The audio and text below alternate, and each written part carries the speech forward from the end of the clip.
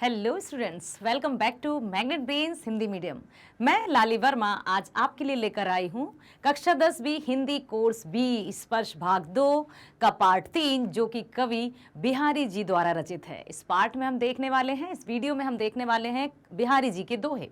अब बिहारी जी ने इस तरह के दोहे लिखे हैं, वो भी श्री कृष्ण भक्ति में लीन थे, क्योंकि कवि बिहारी जी का जब नाम आता है तो कृष्ण भक्ति अपने आप उमड़ आती है। यहाँ पर कवि ने श्री कृष्ण के रूप सौंदर्य का वर्णन किया है, साथ ही साथ गोपियों की विरह वेदना का भी वर्णन किया है।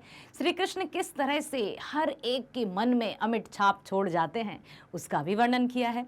यहाँ इस वीडियो में आज आप देखेंगे कि कृष्ण के साथ गोपियां किस तरह की अटखेलियां खेला करती थीं, कभी उनकी मुरली छुपाया करती थीं ताकि कृष्ण उनसे रीझ सकें, या रिझाने के लिए तरह तरह के भांति भांति के हथकंडे अपनाती थीं। साथ ही साथ इस वीडियो में हम देखने वाले हैं कि प्रेमी और प्रेमिका, यहाँ पर राधा और कृष्ण की यदि हम बात करें तो आपस में उनका जो प्रेम था, वो प्रेम की पराकाष्ठा जिसे कहते हैं, वो परिचय है। यहाँ पर राधा और कृष्ण से हम सभी भली भांति परिचित हैं कि कितना सच्चा प्रेम था।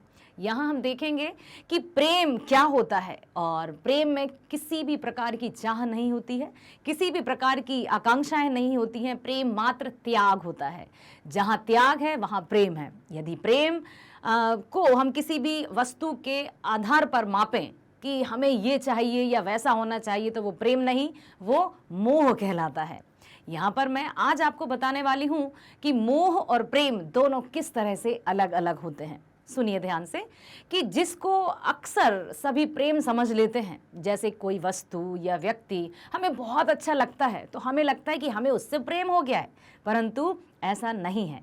यदि प्रेम है तो हमें उसे पाने की आकांक्षा नहीं होगी, उसे हासिल करने की कोई अभिलाषा या इच्छा नहीं होगी, क्योंकि ये सब मोह के ही रूप हैं, या फिर मोह के लक्षण हैं कि किस तरह से मोह के वशीभूत होकर हम किसी भी वस्तु या व्यक्ति को पाने की चाह रखते हैं। उसमें स्वार्थ निहित है, क्योंकि मोह क्या होता है? मोह कुछ दिन चल सकता है, कुछ महीने या कुछ वर्ष। इसके बाद जब उसकी चमक धमक कम पड़ जाती है या रूप सौंदर्य में कमी आ जाती है तो दूरियां भी पनपने लगती हैं, जबकि प्रेम ऐसा नहीं है। प्रेम यदि हुआ है तो वो जीवन पर्यंत चलने वाला होता है। उसमें रूप सौंदर्य ही प्रमुख भूमिका नहीं निभाता है, व्यक्ति के गुण। जैसे यदि उदाहरण लें हम श्री कृष्ण और राधा के प्रेम का, तो यहाँ श्री कृष्ण और राधा दोनों ही एक दूसरे के लिए अपने आप को त्याग चुके थे, अर्थात दोनों ही निस्वार्थ भाव से एक दूसरे को प्रेम करते थे। यदि हम बात करें माता पिता के प्रेम की, बिल्कुल ये एक ऐसा प्रेम है जहाँ पर माता पिता अपने बच्चों के लिए जीवन भर सिर्फ और सिर्फ कुछ ना कुछ करना चाहते हैं। उनके भविष्य के लिए, उनके उज्जवल भविष्य के लिए अपने आप को हमेशा तत्पर रखते हैं। कोई भी परेशानी या मुश्किल आती है तो माता पिता ढाल बनकर बच्चों के समक्ष खड़े हो जाते हैं। जब तक हम अपने माता पिता की छत्र छाया में रहते हैं तब तक हमें किसी भी प्रकार के दुख का कोई आभास नहीं होता है। क्यों? क्योंकि माता पिता स्वयं खड़े हैं ना, वे हमें दुख का आभास ही नहीं होने देते हैं। हाँ, सुख क्या है? हमारे कहने से पहले हमारी बातों को समझ जाना और हमारे अंदर एक कवच बना के रखना आसपास कि हमारे बच्चे को या जान से प्यारे जिगर के टुकड़े को कोई दुख ना हो। हमेशा वे कामना करते हैं कि हम नित्य प्रतिदिन सफलता की सीढ़ियां पर चढ़ते जाएं और सफलता को प्राप्त करें, आसमां को छू लें। ये प्रेम है। यदि प्रेम और मोह में हमने भेद नहीं जाना या नहीं समझा तो फिर हमें बाद में पछताना पड़ सकता है। इसलिए ये मोह और प्रेम के अंतर को समझना बहुत अधिक आवश्यक है। मैं तो कहूँगी आवश्यक ही नहीं, अनिवार्य है। तो बेटा, आज हम देखेंगे कवि बिहारी जी के द्वारा रचित दोहे। तो सबसे पहले हम कवि बिहारी जी का जीवन परिचय पढ़ते हैं। आइए, स्वागत है आपका। कवि बिहारी जी को सादर नमन करते हैं हम सभी। बिहारी लाल का जन्म सन 1595, हिंदी की गिनती आती है ना सबको? नहीं आती है तो याद कर लीजिएगा, ठीक है। बिहारी लाल का जन्म सन 1595 में ग्वालियर में हुआ। उनके पिता का नाम केशव राय था। पिता के नाम को भी याद रखिएगा, क्योंकि आगे जो हम दोहे पढ़ने वाले हैं, केशव किसको कहते हैं? कृष्ण का नाम भी केशव है, तो यहाँ कवि अपने आप को श्री कृष्ण का पुत्र ही मानते हुए उनसे प्रार्थना करते हैं, ठीक है, क्योंकि उनके पिता का नाम भी केशव है। जब बिहारी 8 वर्ष के थे तब इनके पिता इन्हें ओरछा ले आए थे तथा उनका बचपन बुंदेलखंड में बीता। इन्होंने आचार्य केशव दास से अपनी काव्य शिक्षा प्राप्त की। अब ये केशव राय पिताजी थे और केशव दास उनके गुरु थे। इन्होंने श्रृंगार के संयोग और वियोग दोनों ही पक्षों का वर्णन किया है। ठीक है बेटा, अब यहाँ मैं बात करती हूँ कि श्रृंगार के संयोग और वियोग दोनों ही पक्षों का वर्णन किया है। श्रृंगार क्या है? श्रृंगार प्रेम। श्रृंगार किसे कहते हैं? प्रेम को। और प्रेम में दोनों ही पक्ष होते हैं, एक संयोग, दूसरा वियोग। यदि संयोग की बात करें तो जब राधा और कृष्ण मिलते हैं, ठीक है, तो वो होता है संयोग रस, या ठीक है, श्रृंगार रस का संयोग पक्ष। और जब श्री कृष्ण चले जाते हैं मथुरा द्वारिकाधीश बनने, तो उनके वियोग में गोपियां किस तरह से बिलखती रहती हैं, वो वियोग है, वो बिछड़ने का प्रेम है। प्रेम ऐसा नहीं है कि कोई दूर चला गया तो प्रेम समाप्त हो जाएगा, ठीक है। तो श्रृंगार रस जो है, रस 9 प्रकार के होते हैं, चर्चा हम करेंगे। रस 9 प्रकार के होते हैं, जिसमें सबसे प्रमुख या पहला या रस राज जिसको कहें, वो श्रृंगार रस होता है। और श्रृंगार रस के 2 उपभेद होते हैं, संयोग श्रृंगार और वियोग श्रृंगार। तो संयोग श्रृंगार मतलब मिलना और वियोग मतलब बिछड़ना। क्लियर है? ठीक है। तो इनमें उन्होंने दोनों पक्ष का वर्णन किया है। संयोग पक्ष में बिहारी ने हाव भाव और अनुभवों का बड़ा ही सूक्ष्म चित्रण किया है, मतलब छोटे से छोटी बात को उन्होंने यहाँ पर बड़े ही अच्छे अंदाज में बताया है। उसमें बड़ी मार्मिकता है। मार्मिकता मतलब दिल को छू लेने वाली बात। कृति चित्रण में बिहारी किसी से पीछे नहीं है। जब भी कृति मीन्स रचना, और जब रचना के माध्यम से कोई चित्रण किया जाता है तो उसमें बिहारी जी अग्रणीय हैं। 6 ऋतुओं का उन्होंने बड़ा ही सुंदर वर्णन किया है। बिहारी की भाषा साहित्यिक ब्रज भाषा है। श्री कृष्ण से संबंधित जो भी रचनाएं होती हैं, चाहे वे बिहारी जी की हों, ठीक है, चाहे रसखान जी की हों या सूरदास जी की हों, ब्रज भाषा तो होगी ही, क्योंकि श्री कृष्ण कहाँ के थे? वृंदावन के। ठीक है। बिहारी का शब्द चयन बड़ा ही सुंदर और सार्थक है।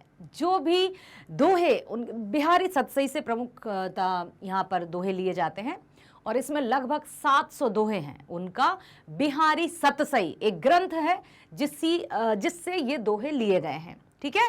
तो जो भी उनका शब्द होते हैं दोहे में, वो बड़ा ही सुंदर रहता है शब्द चयन, और सार्थक है, जिसका अर्थ बहुत ही अच्छा होता है।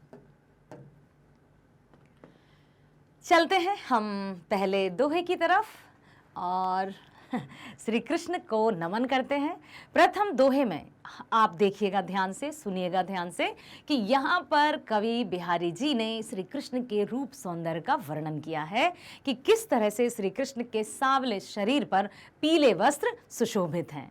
तो यहाँ पर मैं दोहे राग में पढ़ने का प्रयास करूंगी, जिस तरह से दोहे पढ़े जाते हैं, और आपसे भी यही अपेक्षा करूंगी, आशा करूंगी कि आप भी मेरे साथ दोहे को लयात्मकता के साथ पढ़ने का अभ्यास करें। आइए।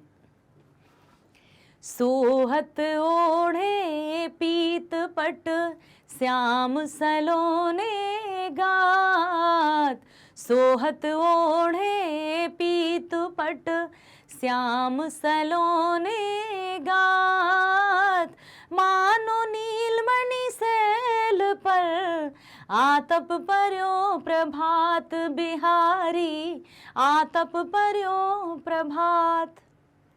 अब आपको दोहा समझ में आया? ओके, कोई बात नहीं, मैं हूं ना। ब्रज भाषा में कवि बिहारी जी ने दोहा लिखा है, और इसमें क्या बताने का प्रयास किया है कृष्ण के रूप सौंदर्य का। सोहत ओढ़े पीत पट श्याम सलोने गात, अपने सांवले शरीर पर जब श्री कृष्ण पीतांबर ओढ़ते हैं तो वो बहुत ही सुंदर लगता है। कैसा लगता है? मानो नीलमणि सैल पर आतप पर्यो प्रभात, जैसे नीलमणि पर्वत पर सूरज की किरणें पड़ रही हों। नीलमणि, श्री कृष्ण का रूप भी सांवला है, नीला है। तो जिस तरह से प्रभात में नीलमणि पर्वत पर सूर्य की चमकती हुई किरणें पड़ती हैं, उसी प्रकार से श्री कृष्ण का रूप ऐसे लग रहा है मानो उनके सांवले शरीर पर पीतांबर की वो चमक रही हो। समझ में आया कि इन पंक्तियों में या इस दोहे के माध्यम से कवि बिहारी जी श्री कृष्ण के रूप सौंदर्य का वर्णन करते हुए कहते हैं कि श्री कृष्ण के सांवले शरीर पर पीले वस्त्र ऐसे लग रहे हैं मानो नीलमणि पर्वत पर प्रभात की किरणें पड़ रही हों। ठीक है, आया ना। आइए व्याख्या पढ़ते हैं। बिहारी के दोहे की उपर्युक्त पंक्तियों में कवि बिहारी जी ने श्री कृष्ण के रूप सौंदर्य का वर्णन किया है। उन्होंने लिखा है कि श्री कृष्ण के सांवले शरीर पर पीले रंग के वस्त्र ऐसे लग रहे हैं मानो नीलमणि पर्वत पर सुबह सुबह सूर्य की किरणें पड़ रही हों। समझ आया? देखिए, फिर से देखिए। सोहत नी ओढ़े पीठ पथ पीले वस्त्र, पट मीन्स कपड़ा, ठीक है। श्याम सलोने गात मानो नीलमणि सैल पर, नीलमणि सैल मतलब पर्वत, ठीक है। नीलमणि पर्वत पर आतप परयो प्रभात, किरणें सुबह की जो किरणें हैं वो नीलमणि पर्वत पर पड़ रही हूं, ऐसा लगता है उनका रूप सौंदर्य। ओके, आशा करती हूं पहला दोहा आपको समझ में आया होगा। चलते हैं दूसरे दोहे की तरफ। कहलाने कत बसत अहि मयूर मृग बाग, कहलाने कत बसत अहि मयूर मृग बाग, जगत तपोवन सो कियो दीरग दाग निधाग, बिहारी दीरग दाग निधाग। अब इन पंक्तियों में कवि ने क्या कहने का प्रयास किया है? ग्रीष्म ऋतु की भीषणता का वर्णन किया है यहाँ पर कि जब गर्मी अपनी चरम सीमा पर होती है, अत्यधिक गर्मी, जब हर एक जन प्यास से व्याकुल होकर त्राही त्राही करता है, हर एक प्राणी, पृथ्वी पूरी तरह से तप जाती है और हर एक प्राणी प्यास के लिए व्याकुल है। तो क्या बताने का प्रयास किया है यहाँ पर? कहलाने एकत बसत अहि मयूर मृग बाघ, गर्मी की इस भीषण गर्मी में जंगल में रहने वाले सभी पशु जो कि एक दूसरे के शत्रु हैं, क्या कभी हम शेर या हिरण इन सबको साथ में बैठे हुए देख सकते हैं? वास्तविकता की बात कर रही हूँ, मोगली सीरियल की बात नहीं कर रही हूँ, ठीक है। तो यहाँ पर लेकिन जब गर्मी है, भीषण प्यास है, तो प्यास से व्याकुल सभी एक साथ बैठे हैं। जगत तपोवन सो कियो दीर्घ दाग निधाग, सबके सब एक साथ मिलकर गर्मी का सामना कर रहे हैं क्योंकि प्यास इतनी है और गर्मी इतनी है, ठीक है। बिहारी के दोहे की प्रस्तुत पंक्तियों में बिहारी जी ने ग्रीष्म ऋतु की भयंकर गर्मी का वर्णन किया है। वे यहाँ कहते हैं कि जंगल में पड़ रही भयंकर गर्मी के कारण एक दूसरे के जान के प्यासे जंगली जानवर जैसे बाघ, सांप, मोर, हिरण आदि आपसी शत्रुता समझते ना, बैर या दुश्मनी, भूलकर तपस्वियों की तरह शांति से एक साथ रह रहे हैं। क्योंकि जब संकट की घड़ी आती है, जब सब एक होकर रहते हैं, और यही है जो एक दूसरे के जान के प्यासे थे, आज वो पानी की एक एक बूंद के लिए तरस रहे हैं और तपस्वियों की भांति आराम से एक साथ शांतिपूर्वक रह रहे हैं। क्लियर? चलें तीसरे दोहे की तरफ। अब यहां पर देखिए, इस दोहे में गोपियों और कृष्ण की लीलाओं का वर्णन है। श्री कृष्ण और गोपियों की रासलीला आपने सुनी होगी, कई ऐसे टीवी सीरियल देखे होंगे, यदि वृंदावन गए होंगे आप तो वहाँ पर भी जो रासलीलाएं रचाई जाती हैं उनमें बहुत अच्छे, आज भी यदि हम वृंदावन जाते हैं तो ऐसा लगता है जैसे साक्षात कृष्ण की जन्मभूमि में आ गए हों और श्री कृष्ण यहीं कहीं विचरण कर रहे हैं। ये है वहाँ की खासियत, ठीक है। तो इस दोहे में हम गोपियों और श्री कृष्ण के बारे में पढ़ने जा रहे हैं। बतरस लालच लाल की मुरली रही लुकाए, बतरस लालच लाल की मुरली धरी लुकाए, सोहे करे भोहनु हसे देन कहे नट जाए, बिहारी देन कही नट जाए। ओके, देखिए इन पंक्तियों के माध्यम से कवि बिहारी जी गोपियों का जो बातें हैं, जो कृष्ण को रिझाने चाहती हैं, कृष्ण को अपनी ओर आकर्षित करना चाहती हैं, उसका वर्णन किया है। क्या कहना चाहते हैं कि बतरस लालच लाल की मुरली धरी लुकाए।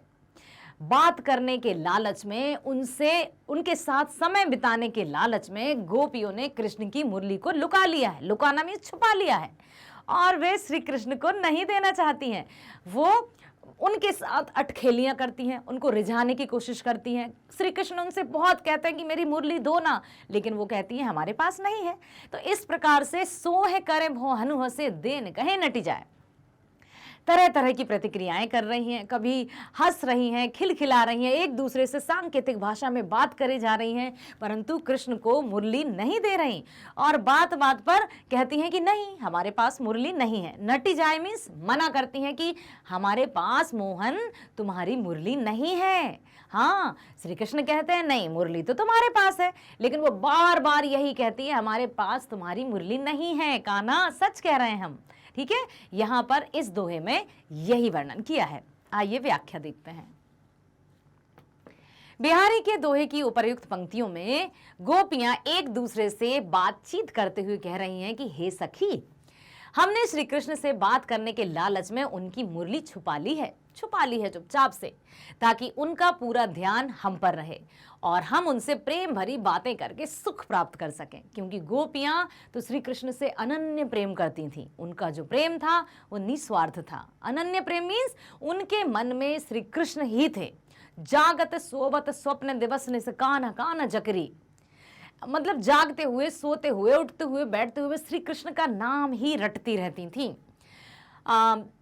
श्री कृष्ण तरह तरह की कस्में देकर उनसे मुरली के बारे में पूछती हैं कि जरूर तुम्हारे पास मुरली होगी, मुझे बताओ, लेकिन वे नहीं बताती।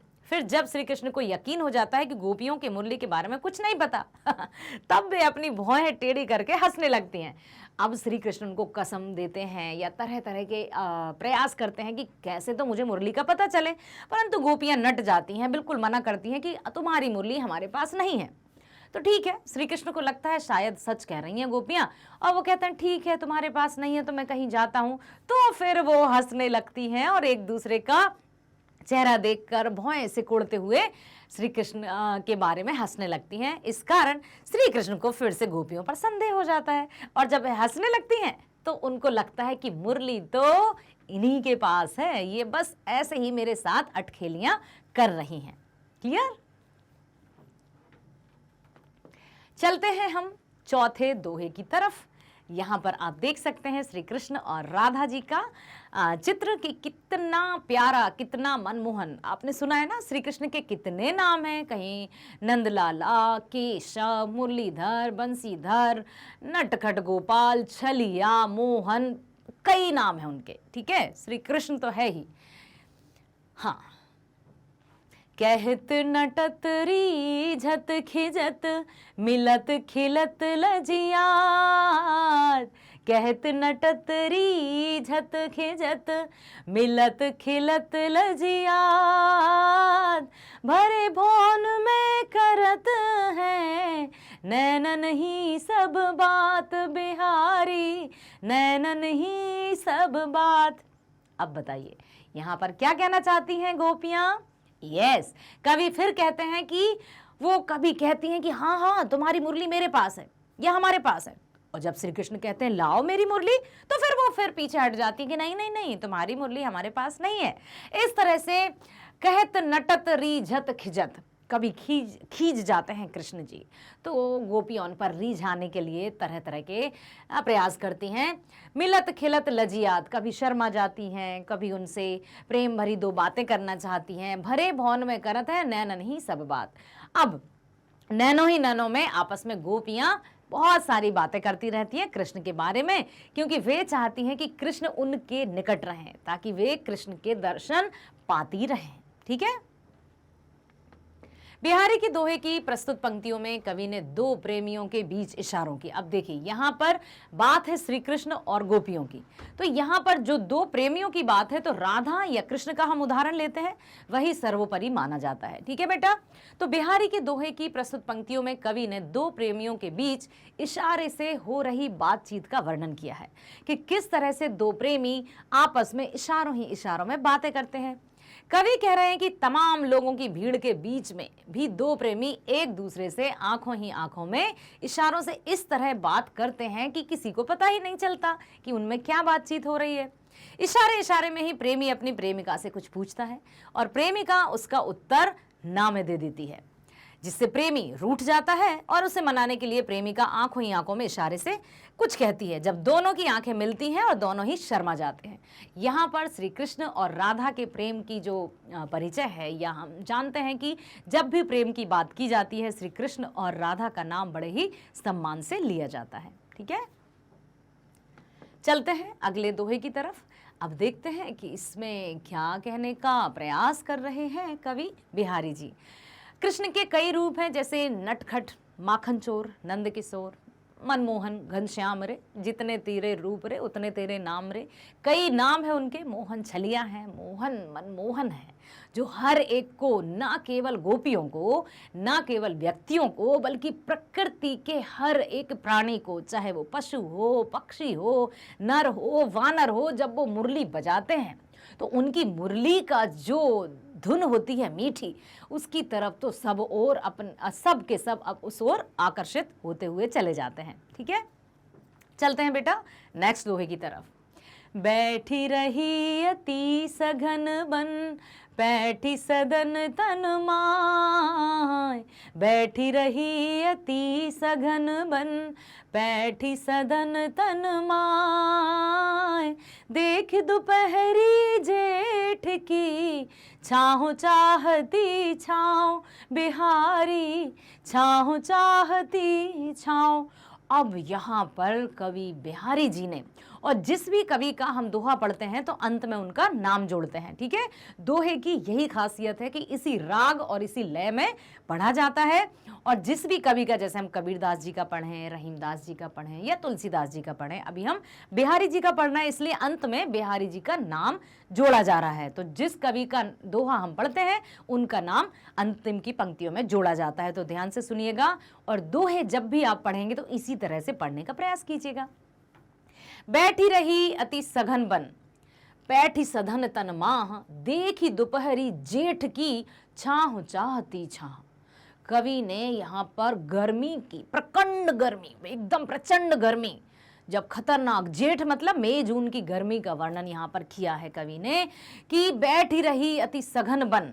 बहुत घने जंगल में भी यदि हम बैठें और गर्मी का मौसम हो तो वो इतना अधिक गर्मी का मौसम है कि छाह ढूंढती छाह, देखी दोपहरी जेठ की, छाह चाहती छाह। जो छाया भी है वो भी चाहती है कि मुझे भी कहीं से छाया मिल जाए। समझ रहे हैं आप कि कवि ने कितने सुंदर शब्दों को पिरोकर इस दोहे की रचना की है कि देख दोपहरी जेठ की, मतलब मई और जून। जेठ आपको हिंदी महीनों के नाम पता है, चैत्र, वैशाख, ज्येष्ठ, आषाढ़, सावन, भादो, कुंवार, कार्तिक, अगहन, पोष, माघ, फागुन। ठीक है, ये हिंदी महीनों के नाम हैं, ये आपको याद होना चाहिए, तो लिख कर रख लीजिएगा।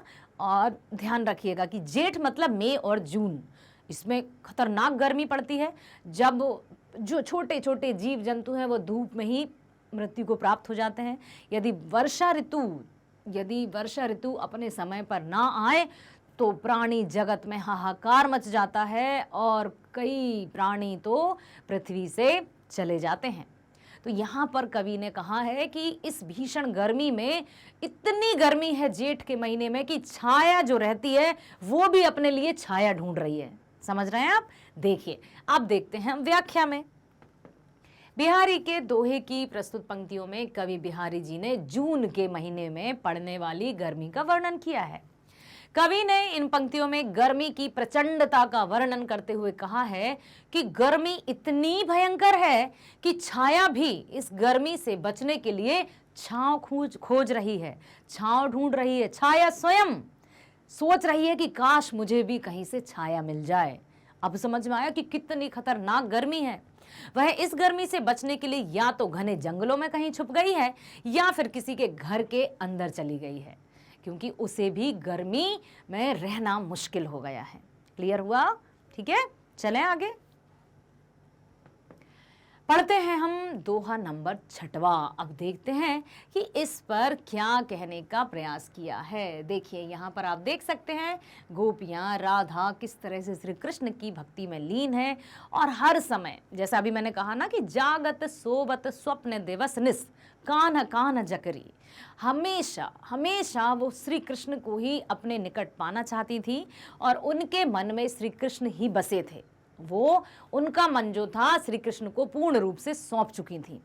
इसलिए यहाँ पर अब देखते हैं कि वो क्या कहने का प्रयास करते हैं। कागद पर न लिखत न बनत, कहत संदेश उलझात।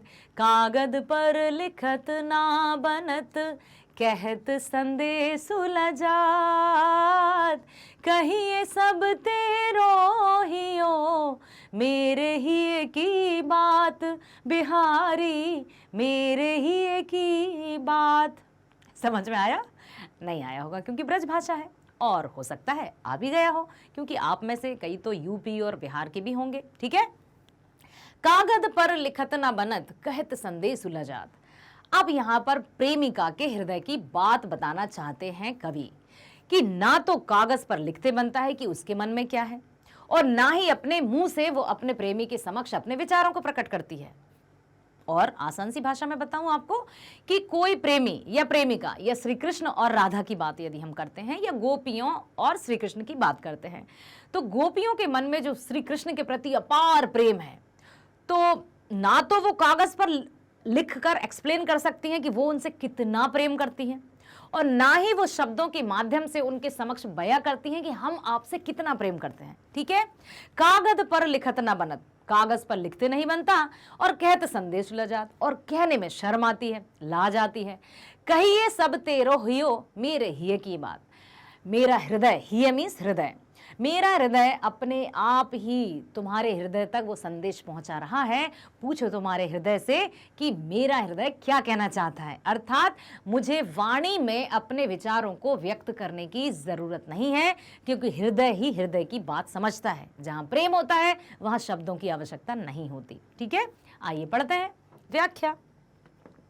बिहारी के दोहे की प्रस्तुत पंक्तियों में कवि ने एक नायिका के विरह का वर्णन किया है। नायिका मीन्स प्रेमिका, नायक या नायिका, हीरो या हीरोइन। ठीक है, तो नायिका के विरह, अभी मैंने आपको बताया था बेटा कि विरह मीन्स बिछड़ना, संयोग और वियोग। श्रृंगार रस के दो उपभेद होते हैं। श्रृंगार रस क्या? प्रेम का रस, जो रसों में राजा कहलाता है, सबसे पहला। ठीक है, क्योंकि जहां प्रेम होगा वहां सब कुछ अच्छा होगा। तो प्रेम के भी दो उपभेद होते हैं, एक होता है संयोग, दूसरा होता है वियोग। तो संयोग मतलब मिलना और वियोग मतलब बिछड़ना। तो बिहारी के दोहे की प्रस्तुत पंक्तियों में कवि ने एक नायिका के विरह का वर्णन किया है, बिछड़ने का वर्णन किया है, जो कि अपने प्रेमी से दूर है। वह अपने प्रियतम को अपनी स्थिति बता ही नहीं पा रही है। वह किसी कागज में प्रेम पत्र लिखकर अपनी पीड़ा व्यक्त नहीं कर पा रही है कि मैं कैसे बयां करूं। उसे किसी को अपनी पीड़ा का संदेश भेजने में भी शर्म आ रही है कि किसके हाथ संदेशा भेजूं। अंत में नायिका अपने प्रेमी से कहती है कि जिस तरह मेरा हृदय आपके लिए तरस रहा है, उसी तरह आपका हृदय भी मेरे लिए जरूर तड़प रहा होगा। इसलिए आप मेरे दिल की व्यथा अपने दिल से ही पूछ सकते हैं, मुझे बताने की आवश्यकता नहीं है। वह आपको मेरे दिल के हाल के बारे में सब कुछ बता देगा, क्योंकि हृदय ही हृदय की बात को जानता है। ठीक है बेटा, अब देखते हैं अगला दोहा। समझ में आ रहा है ना अच्छे से? चलिए अब पढ़ते हैं 7वां। प्रगट भये द्विज राजकुल, सुबह सुबह से ब्रज आई। प्रगट भये द्विराज कुल, सुबह सुबह से ब्रज आई। मेरे हरो कलेस सब के सब राय बिहारी, के सब राय। कुछ याद आया? मैंने आपसे कवि बिहारी जी के जीवन परिचय को बताते हुए कुछ कहा था आपसे कि उनके पिताजी का नाम, बिहारी जी के पिताजी का नाम केशव राय, ठीक है। और श्री कृष्ण को भी किस नाम से पुकारा जाता है? केशव। पता है ना, श्री कृष्ण का नाम केशव है। तो इन पंक्तियों के माध्यम से कवि बिहारी जी श्री कृष्ण से प्रार्थना करते हुए कहना चाहते हैं कि प्रगट भये द्विराज कुल सुबस बसे ब्रज आई। हे प्रभु, जहां आपने जन्म लिया है और जो आपका नाम है वो केशव है, और जो आप सभी के दुखों को हरते हैं, सभी की समस्याओं को दूर करते हैं। मेरे हरो कलेश सब, कलेश, कलेश यहाँ क्योंकि ब्रज भाषा है, ठीक है बेटा। कलेश, केशव, केशव राय। कलेश मीन्स क्लेश, क्लेश मीन्स दुख। हिंदी में यदि हम लिखेंगे तो क्लेश, ठीक है। क्लेश मीन्स होता है दुख। तो यहां पर कहना चाहते हैं कि मेरे हरो कलेश सब केशव, केशव राय। मेरे पिताजी का नाम भी केशव है और आपका नाम भी केशव है, तो इस आधार पर मैं आपको अपना पिता ही मानता हूं। तो हे केशव, मेरे सारे दुखों का निवारण कर दो, मेरे सभी दुखों से मुझे पार लगा दो। प्रार्थना करते हुए कवि बिहारी श्री कृष्ण जी से कहते हैं। आइए व्याख्या देखते हैं। बिहारी जी के दोहे की प्रस्तुत पंक्तियों में कवि श्री कृष्ण से कहते हैं कि आपने स्वयं ही चंद्रवंश में जन्म लिया है, चंद्रवंश में जन्म लिया है और ब्रज आकर बस गए, जहां उन्हें सब केशव कहकर बुलाते थे। बिहारी जी के पिता का नाम केशव राय था, इसलिए कवि श्री कृष्ण को पिता समान मानते हुए उनसे अपने सभी दुख हरने की विनती करते हैं, हरने की प्रार्थना करते हैं कि हे पिता, वैसे भी परम पिता परमेश्वर होते ही हैं, ठीक है। तो यहां तो उन्होंने कहा कि मेरे पिता का नाम भी केशव है और आपका नाम भी केशव है, इस आधार पर आप मेरे पिता ही हुए, तो मेरे सभी दुखों का निवारण करो। ओके, चलते हैं 8वें दोहे पर। और आप देखिए बेटा, आपने देखे होंगे, बिल्कुल देखा होगा कि जो श्री कृष्ण का रूप सौंदर्य है, यदि हम आराम से एकाग्रचित होकर इनके रूप सौंदर्य को निहारे ना तो घंटों निहार सकते हैं, क्योंकि इनका रूप सौंदर्य इतना आकर्षक है कि हर एक के मन में प्रेम की भावना जागृत कर देता है। इन्हीं श्री कृष्ण का वर्णन करते हुए कवि बिहारी जी ने ये दोहे लिखे हैं। जप माला छापे तिलक सरे नाए कऊ काम, जप माला छापे तिलक सरे नाए कऊ काम, मन काचे नाचे वृथा साचे राचे राम बिहारी साचे राचे नाम। अंतिम दोहा है और इस दोहे में कवि बिहारी जी श्री कृष्ण के आधार पर और सभी मनुष्यों को, सभी मानव जाति को ये संदेश देना चाहते हैं कि जप माला छापे तिलक सरे न एक काम।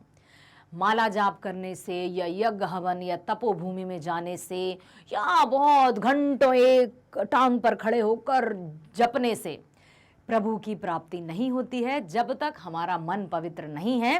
श्री कृष्ण हमारे मन में या प्रभु हमारे मन में वास नहीं कर सकते, ठीक है। मन काचे नाथे वृथा साचे राचे राम। यदि अपने मन में, हमारे मन में पवित्रता है, मन सच्चा है, कहते हैं ना मन चंगा तो कठौती में गंगा।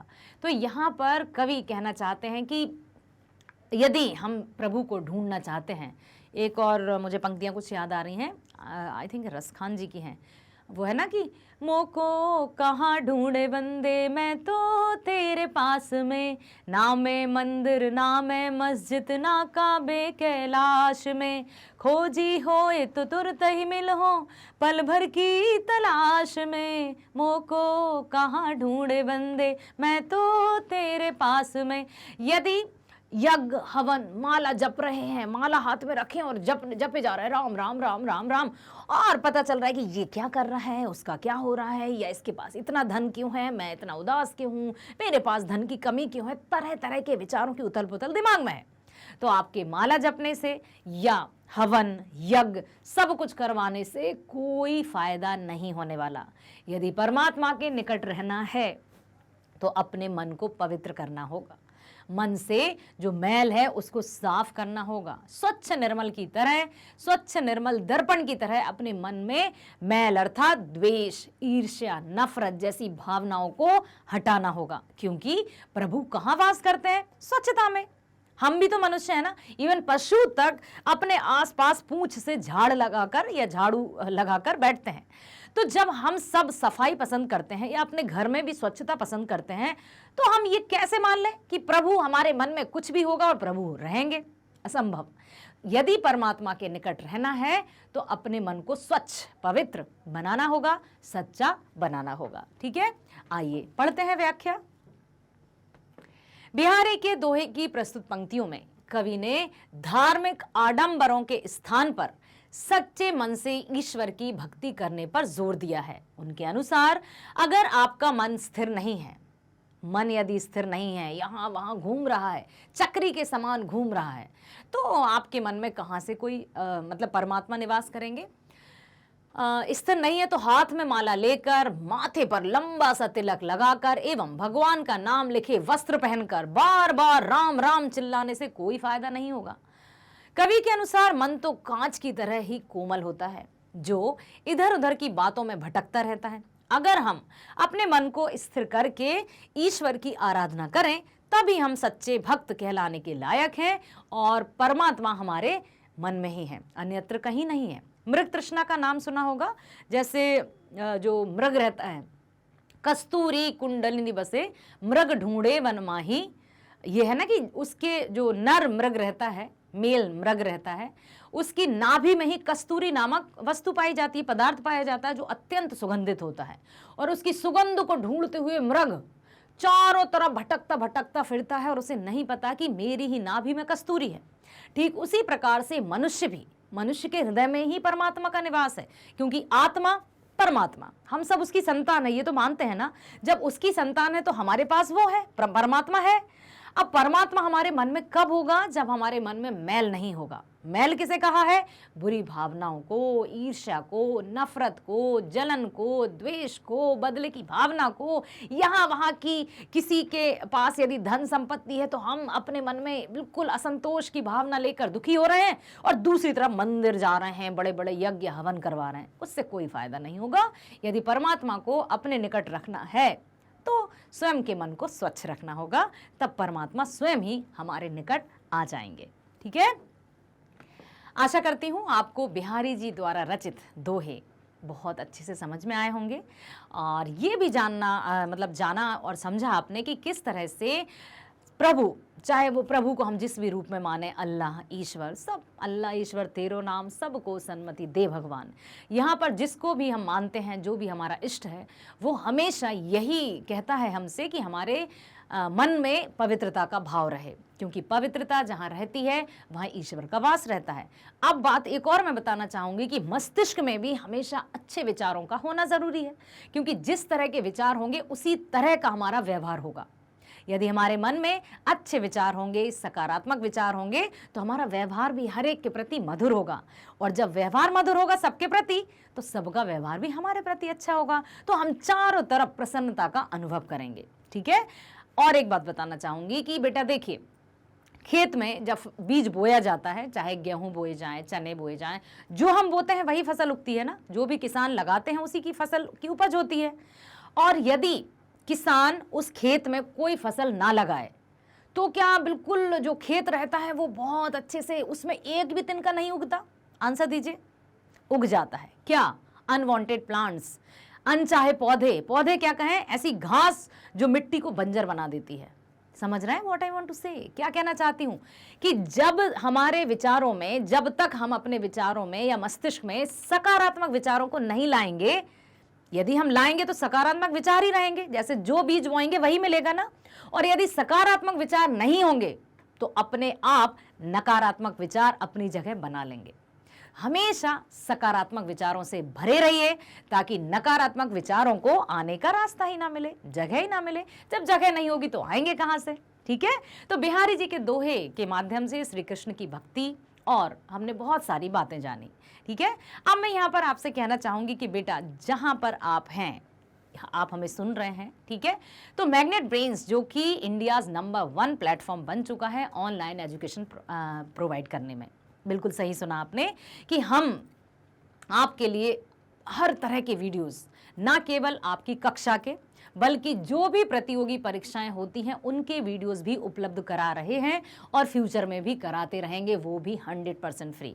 कभी हम आपसे नहीं कहेंगे कि आप इतना चार्ज दीजिए या फिर पेड सब्सक्रिप्शन लीजिए, नो। जो हम कहते हैं वो हम करते हैं, ठीक है। तो ये जो आपसी भरोसा है वो यूं ही बना रहे।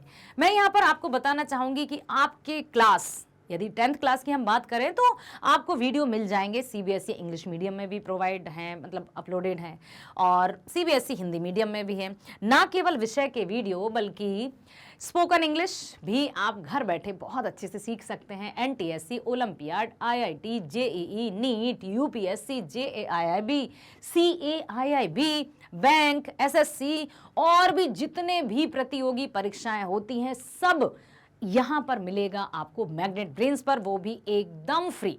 यदि मैं कहूं कि मैग्नेट ब्रेन्स क्या है, ऑल इन वन, तो इसमें कोई अधिक या अतिशयोक्ति नहीं होगी क्योंकि ये सच्चाई है, ठीक है। तो अब देखिए ये सारा मिलेगा आपको, वो भी 100% फ्री। अब सबसे पहले मैं आपसे कहूंगी कि आप यदि सर्च करना चाहते हैं तो क्या ढूंढना चाहते हैं, क्योंकि यहां पर हर एक को हमने बड़े अच्छे से कैटेगराइज्ड करके रखा है, तो आपको कोई भी वीडियो सर्च करने में प्रॉब्लम नहीं होगी। यदि सीबीएसई हिंदी मीडियम में आप जाना चाहते तो क्लिक किया आपने सीबीएसई हिंदी मीडियम पर, तो आपके विषय हिंदी में मिलेंगे। हिंदी तो हिंदी में रहेगी, हिंदी मीडियम में इंग्लिश भी इंग्लिश में रहेगी। बाकी जो आपके गणित है, विज्ञान है, सामाजिक विज्ञान है, उसके भी बेटा हिंदी में वीडियोस हैं। ये बहुत अच्छी बात है कि आप जो हिंदी में पढ़ना चाहते हैं वो हिंदी में है और हमेशा आपको मिलता रहेगा। आप बताइए क्या पढ़ना है आपको? हिंदी। तो यदि आप हिंदी पढ़ना चाहते हैं तो क्लिक कर देंगे हिंदी वाले वीडियो पर, और जैसे ही क्लिक करेंगे तो आ जाएंगे हिंदी से संबंधित संपूर्ण जानकारी। क्योंकि यहाँ भी ऐसा नहीं कि सब जाल बुना हुआ है कि हिंदी में अब क्या ढूंढें, क्या करें, कैसे करें, नो, डोंट वरी। सब कुछ यहाँ पर बड़े अच्छे से सिस्टमैटिक तरीके से सेट करके रखा है कि यदि आप हिंदी का पाठ्यक्रम देखना चाहते हैं तो क्लिक कर दीजिए, पाठ्यक्रम आ जाएगा। यदि आप चाहते हैं कि हम अपने सभी पाठों का सार या समरी या उनका जो व्याख्या है वो जानना है तो बिल्कुल आप उस पर क्लिक करेंगे तो सभी पाठों की व्याख्या या सार आ जाएगी। यदि आप चाहते हैं कि नहीं नहीं नहीं मुझे तो आज एनसीईआरटी प्रश्न उत्तर पढ़ना है, बिल्कुल बिल्कुल क्लिक कर दीजिए एनसीईआरटी क्वेश्चन आंसर्स पर या प्रश्नोत्तर पर या एनसीईआरटी समाधान पर, ठीक है। तो वहां आपको आपकी पाठ्य पुस्तक के पीछे जो प्रश्न दिए रहते हैं उनका सारे के सारे वीडियोज जाएंगे। अब आपको जिस भी चैप्टर के देखना है आप क्लिक कर दीजिए, ठीक है। या फिर आप चाहते हैं कि मुझे तो संपूर्ण अध्याय का वीडियो देखना है, मतलब पूरा वन शॉट देखना है आपको, कंप्लीट चैप्टर रिवीजन आप देखना चाहते हैं तो क्लिक कर दीजिए, जिस चैप्टर का आपको चाहिए वो भी मिल जाएगा। या फिर आप चाहते हैं वो काश की बहुविकल्पीय प्रश्न होते हैं बेटा हैं आपके लिए बहुविकल्पीय प्रश्न भी, MCQs, जहां आप क्लिक करेंगे तो हर एक चैप्टर के वो भी मिल जाएंगे, ठीक है। तो ये हम यहाँ पर बात कर रहे हैं कि सब कुछ आपके लिए है, आप जैसे होनहार बच्चों के लिए है। क्या देखना है? सबसे पहले आपको देखना है पाठ्यक्रम, वेरी नाइस। जब आप पाठ्यक्रम पर क्लिक करेंगे, क्योंकि पाठ्यक्रम जब आप जान लेंगे तो आपको साल भर पढ़ने में कोई भी परेशानी नहीं होगी। बहुत सही निर्णय लिया है कि पहले हम पाठ्यक्रम देखते हैं। जब आप पाठ्यक्रम पर क्लिक करेंगे तो आपकी लाली मैडम, बिल्कुल लाली वर्मा मैडम आ जाएंगी आपको वीडियो बताने। तो इस वीडियो के अंतर्गत आप देख पाएंगे कि आपकी कक्षा में कौन सी बुक्स हैं, कितने चैप्टर्स हैं, और ये जो बुक्स दिख रही हैं 4, घबराइए मत, चारों की चारों आपको नहीं पढ़ना है। आपको पता है ना कि सीबीएसई द्वारा 2 कोर्सेज रिलीज किए गए हैं, जैसे कोर्स ए और कोर्स बी, या कोर्स आ और कोर्स बा, ठीक है। तो कोर्स ए या आ जो है उसका पहला भाग आपने कक्षा 9वीं में पढ़ा, क्षितिज और कृतिका इसकी बुक है, ठीक है। तो क्षितिज भाग 1 और कृतिका भाग 1 कक्षा 9th में पढ़ा, और क्षितिज और कृतिका भाग 2 आप 10th में पढ़ेंगे कोर्स ए वाले। चलते हैं हम कोर्स बी पर, ठीक है। कोर्स बी में भी हमारी 2 पाठ्य पुस्तिकाएं हैं, एक है स्पर्श जो कि मेन पाठ्य पुस्तक है, दूसरी है संचयन जो कि पूरक पाठ्य पुस्तिका है। पूरक मतलब समझते हैं ना, सप्लीमेंट्री रीडर, ठीक है। तो स्पर्श और संचयन भाग 1 कक्षा 9वीं में पढ़ी, स्पर्श और संचयन भाग 2 कक्षा 10वीं में पढ़ेंगे। अब आप सोच रहे हैं जब नाम वही है, किताबें वही हैं, तो क्या राइटर्स भी वही हैं? क्या पोएट्स या कवि या लेखक वही हैं जो 9th क्लास में थे? क्या उतने ही चैप्टर्स होंगे जितने 9th क्लास में थे? क्या वैसे ही पाठ होंगे या वही अर्थ होगा? अरे बाबा रुकिए, आपके सारे प्रश्नों का जवाब मिल जाएगा आपको लाली मैडम से इस वीडियो में। तो ध्यान से इस वीडियो को देखिएगा, और जब आप इस वीडियो को देख लेंगे तो बिल्कुल मैं ये तो पक्का कहती हूँ कि आपको बहुत अच्छे से साल भर का सिलेबस समझ में आ जाएगा, और आप क्लास में अपने आप को मतलब स्मार्टली इंट्रोड्यूस करा सकते हैं कि मुझे पता है। आपने जब वीडियो देखा है तो आप अपने मित्रों को भी शेयर कर दीजिए, ठीक है, कि ये जब शेयर करेंगे तो आप सभी बच्चे इसका लाभ उठा पाएंगे, क्योंकि हम आपके लिए ही तो, मैग्नेट ब्रेन्स आपके लिए तो लेकर आया है कक्षा 6वीं से 12वीं तक की ऑनलाइन एजुकेशन, स्कूल एजुकेशन एकदम फ्री। बिल्कुल सही बेटा, कोई 10%, 20%, 50 या 90% का डिस्काउंट नहीं है, यहां आपको 100% वीडियोस मिलेंगे फ्री। तो लाइक कीजिए, सब्सक्राइब कीजिए और शेयर करना मत भूलिएगा। मिलते हैं नेक्स्ट वीडियो में। स्वस्थ रहिए, खुश रहिए, बाय बाय।